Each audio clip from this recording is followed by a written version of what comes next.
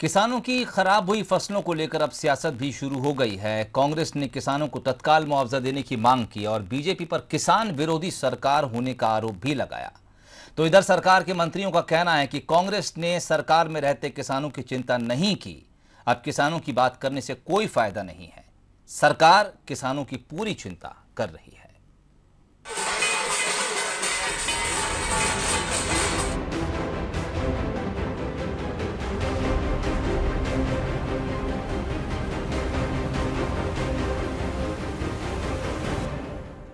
पहली बार ये पहला होगा आंदोलन कि पेड़ पे चढ़े हुए हैं किसान।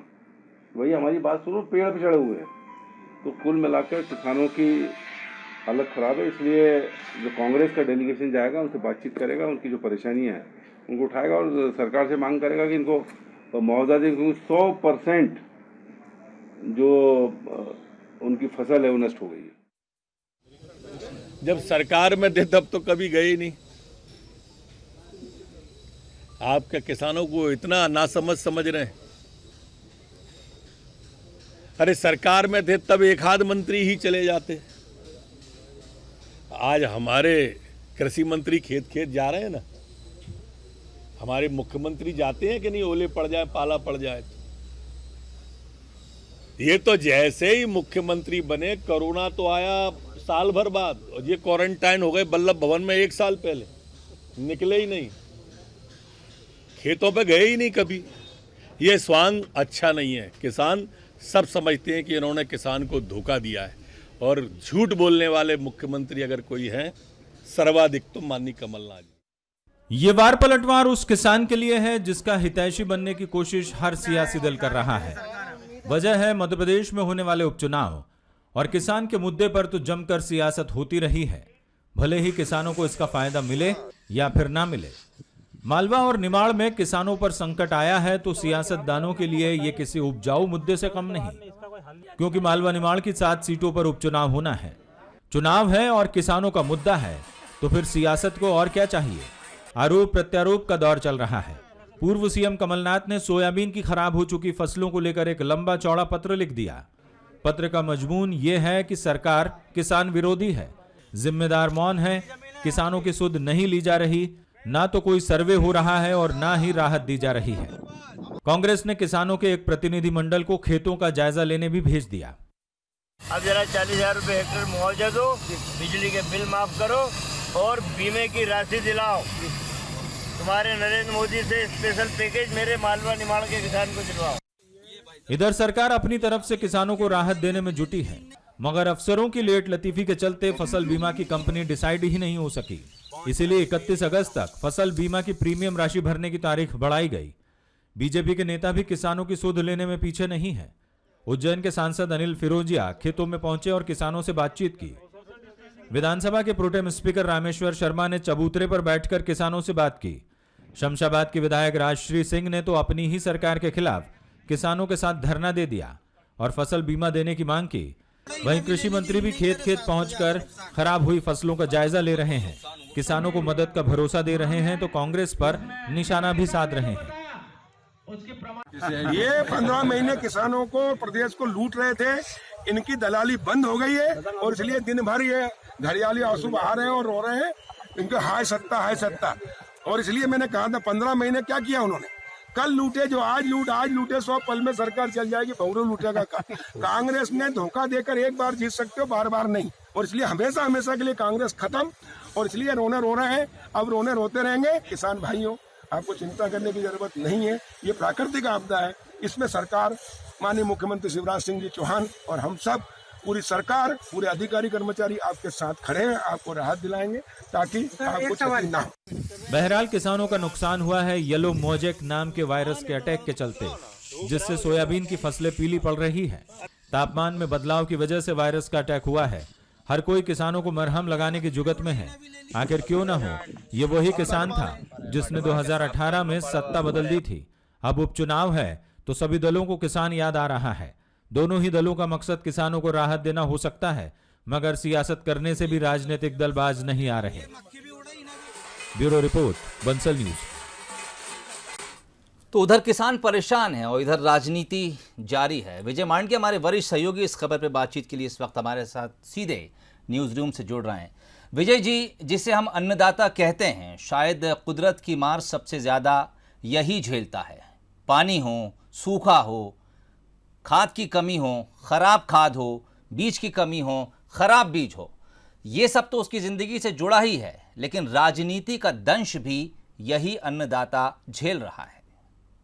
बिल्कुल सोहेल, और जिस तरह से कुदरत की मार से इस समय सोयाबीन की फसल खराब हुई है, उसे लेकर तत्काल किसानों को राहत की ज़रूरत है, क्योंकि सोयाबीन जो है वो मालवा और निमाड़ की प्रमुख फसल कही जाती है और कैश क्रॉप जिसे हम कहते हैं, जिससे ज़्यादा मुनाफा मिलता है, वो सोयाबीन है। और सोयाबीन यदि ख़राब हुई है तो किसानों का एक बहुत बड़ा नुकसान ज़रूर हम कह सकते हैं कि यहाँ पर होता हुआ दिखाई दे रहा है। और शायद यही वजह है कि सब लोग, चाहे हम किसी भी दल की बात करें, सभी लोग अब खेतों में नज़र आ रहे हैं। खुद मुख्यमंत्री शिवराज सिंह चौहान किसानों का दर्द बांटने के लिए देवास ज़रूर पहुँचे, उधर विपक्ष के लोग भी पहुँचे और मुआवजे की मांग की। दरअसल जो प्रीमियम की राशि है वो 31 अगस्त तक किसानों को भरना है। इससे पहले जो है फसल बीमा के लिए राशि ज़रूर दे दी गई है, लेकिन अभी तक कंपनी डिसाइड नहीं हो पाई है सरकार की तरफ से, इसीलिए अगस्त की तारीख जो है वो बढ़ा दी गई है। 31 अगस्त का प्रीमियम की राशि भरें और उसके बाद जो भी नुकसान हुआ है तो फसल बीमा योजना का लाभ लेने की बात सरकार ज़रूर कह रही है। मगर मैं ज़रूर कहूँगा कि कहीं ना कहीं अफसरों की ये लेट लतीफ़ी है, जिसकी वजह से जब फसल बीमा का जो पैसा है वो किसानों के खाते में आ चुका था तो तत्काल कंपनी को डिसाइड करने में इतनी देरी क्यों लगाई गई। अब जब सोयाबीन की फसल ख़राब हो रही है, पिछले एक हफ्ते से लगातार खबरें आ रही है और हम नज़ारे भी देख रहे हैं, तमाम तरह जो मालवा और निमाड़ के ज़िलों की तस्वीरें भी सामने आ रही कि किसान परेशान हैं। पूरी फसल जो है वो चौपट हो चुकी है। येलो मोज़ेक नाम की जो बीमारी है उसकी वजह से सोयाबीन की फसल ख़राब हुई है। तो ऐसे वक्त पर किसानों को मदद की ज़रूरत है, लेकिन सोहेल, आप जानते हैं और सभी लोग समझते हैं कि अब इस समय मध्य प्रदेश में 27 सीटों पर उपचुनाव है और ये चुनाव किसी विधानसभा चुनाव से कम नहीं है। इसे हम मिनी विधानसभा चुनाव ज़रूर कह सकते हैं। बहुत महत्वपूर्ण है, सरकार की प्रतिष्ठा का सवाल है और दोनों ही दलों की प्रतिष्ठा का सवाल है। किसकी सरकार रहेगी, किसकी सरकार बनेगी, ये चुनाव डिसाइड करेंगे। और इसी वजह से ये जो सियासत हम देख रहे हैं किसानों को लेकर, क्योंकि ये वही किसान था 2018 में जिसने मध्य प्रदेश में सत्ता परिवर्तन किया था, ऐसा बिल्कुल कहा जा सकता है। और यही वजह है कि किसान जो है अब राजनीति के केंद्र में हमें नज़र आ रहा है। सोहेल, चलिए, सियासत से ये उम्मीद की जा सकती है कि वो इन किसानों को बेहद गंभीरता के साथ सुनेंगे, समझेंगे और किसी तरह की परेशानी को हल करने की कोशिश करेंगे। विजय जी, बहुत बहुत शुक्रिया तमाम बातचीत के लिए। रुख करते हैं GS कौशल साहब की तरफ। कृषि वैज्ञानिक हैं और इस वक्त हमारे साथ फोन लाइन पर जुड़ गए हैं। कौशल साहब, बंसल न्यूज़ पर आपका स्वागत है। धन्यवाद। मध्य प्रदेश में ज़्यादातर जगहों पर इस वक्त जो पीला येलो मोज़ेक है और सफ़ेद कीट है, इसकी वजह से किसानों को भारी नुकसान का सामना करना पड़ रहा है। मैं चाहूँगा कुछ ऐसा मशवरा, कोई ऐसा इलाज इस बीमारी से जुड़ा हो जो आप हमारे तमाम दर्शकों को, सुनने वालों को, मध्य प्रदेश के किसानों को मशवरे के तौर पर दे सकें। देखिए, क्या है कि अब ये तो बहुत लेट स्टेज हो गई है। सोयाबीन की फसल बहुत अच्छी थी जी, मैंने भी देखा, निमाड़ में गया था, मालवा भी मैंने देखा और फसल बहुत बढ़िया थी जी। परंतु क्या है कि इसमें अब वो तकनीकी नहीं अपनाने के कारण ये सारी दिक्कतों का सामना करना पड़ रहा है जी। एक तो क्या होता है कि अपन लगातार सोयाबीन पे सोयाबीन बोते चले जा रहे हैं, ठीक। इससे भी जो कीट प्रकोप जमीन में रह जाता है और जब उसको अनुकूल वातावरण मिलता है तो वो पनप जाता है। ठीक। अब ये पानी बीच में नहीं गिरा था, फसल के लिए तो बढ़िया था, परंतु ये एकदम से जो बहुत तेजी से पानी आया जी, और उससे जो है फसल पे विपरीत असर पड़ा। ठीक। अब जो सोयाबीन बोई गई है, ये सब 9-9 इंच की दूरी पे बोई है जी। हम बरसों से कोशिश कर रहे हैं कि इसको 18 इंच पे बोए, जिससे कि जब कीट प्रकोप हो तो दवाई डालने की भी स्कोप रहे। ठीक। तो वो जगह नहीं है, सोयाबीन के खेत में आप घुस नहीं सकते, वहाँ पे वो जो सांप वगैरह दुनिया भर के जंतुओं का डर रहता है, तो मजदूर भी नहीं घुसता। और ये पीला मोजेक एक बार शुरू हो जाए जी, तो अब ये पीला मोजेक जो आप वो व्हाइट फ्लाई की बात कर रहे थे, सफेद मक्खी, उसके द्वारा बढ़ता है। ठीक, और जब तक सफेद मक्खी को अपन खत्म ना करें तब तक पीला मोजेक खत्म नहीं हो सकता। ठीक, तो अब तो ये है, इस समय बहुत लेट स्टेज है और इसमें कंट्रोल करना काफी मुश्किल वाली हो गई है बात। यानी बात अब हाथ से निकल गई है।